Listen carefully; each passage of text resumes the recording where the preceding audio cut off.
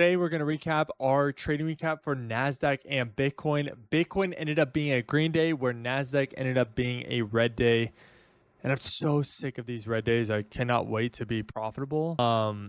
But there is exciting news on something that I've been building and working on too, that today we were mock trading it essentially and practice trading it, and it worked extremely well on Nasdaq. And it's something I've just recently created in the past.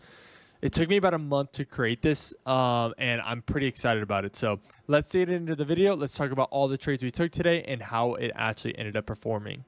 Let's start with Bitcoin today on what did we take, how did it go, and what actually played out for us. So Bitcoin here, market open was right on this candle right here, this 930 candle. As you can see, price displaced pretty quickly right off these highs here, right? The price displaced off the market open. When we dropped down to the 1 minute, we also had a 5-minute liquidity sweep, as you can see right here. Let me mark it out for you so you guys can see. 5-minute liquidity sweep, boom. All my confluences are in. I can look for a trade. When we drop down to the 1 minute, you see we have a big unicorn here. We have a breaker block, fair value gaps displacing out, multiple fair value gaps inside this breaker block. Let me mark out all of them. We have 1, 2, 3 fair value gaps inside this breaker block, and price ripped up. I was a little nervous keeping the position in, but I was like, hey, I'm relentlessly executing. We have the sweep of liquidity, we have the breaker blocks, we have the displacement. If it comes back down, it comes back down. We've done everything properly. I was watching just to make sure there was no liquidity sweep that came here, but we'll see how it goes, okay? So as it was playing out, we got tapped in. Price ran up, came all the way back down, tapped us in pixel perfect, and we literally never sat in drawdown at all. Not even for a little bit. I loved it. It was amazing. You go to the 5-minute time frame. As we're on the 5-minute time frame, price then creates order blocks. We are trailing stops at these order blocks. We were only able to move it up a very small amount. And then as you can see here, price comes back down and then stops us out at these order blocks. And price has been extremely choppy ever since we got stopped out. So winning day, it wasn't a huge winning day, but let me show you what it is. Here is the green day, $21.86. Once we have a green day, we are done. We're done. So Bitcoin ended the day green, $21.86. Not a huge green day, but profit is profit. I'm happy with that, and I'll take it. Now let's dive into Nasdaq. What are the trades we took, and how did that play out? Nasdaq this morning was extremely choppy, which was honestly, I was not expecting it to be that way, especially with PPI that came out this morning at 5:30.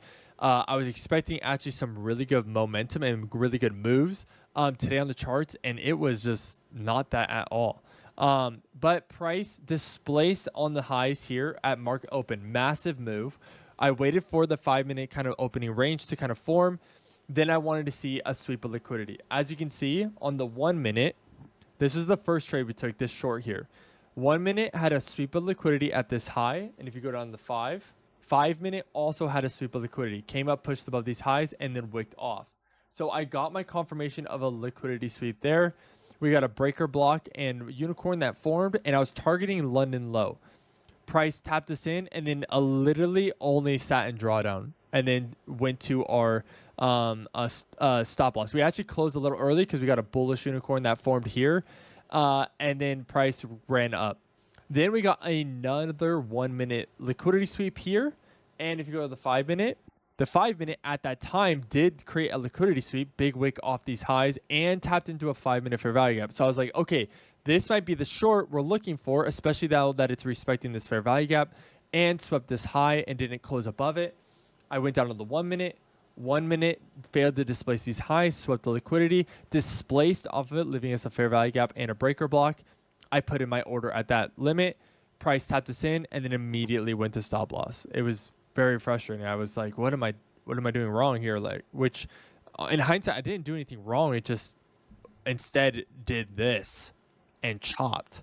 Okay. And now this is the third trade I took today. Okay. The third trade I took today, there was a sweep of liquidity on this 1 minute deeper into this 5-minute fair value gap. I very much like that. You go to the 5-minute too. The 5-minute had a clear sweep of liquidity, a very beautiful sweep of liquidity. So I didn't do a unicorn. I did something else I've been building over the last month. I call it the 1 minute kill shot, OMK for short.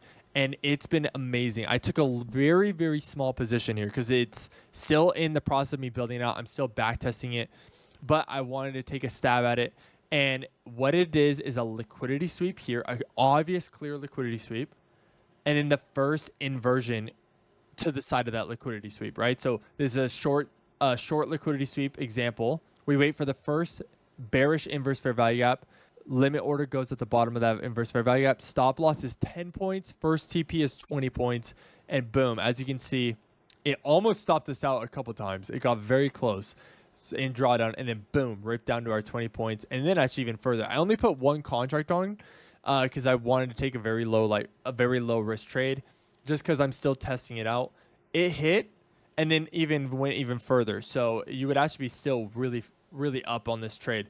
You only trail either 5-minute order blocks or 1-minute displacement. So stops would be for me right here at this moment if I would have had multiple contracts on this trade. So very, very happy with the 1-minute kill shot. I think it's a really cool model that I built out, and I really like it. I call it the 1-minute kill shot. I don't know. Someone else might have created. I just created it based on what I was seeing on the market. This might be someone else's similar strategy. I don't know. I've completely created this from scratch.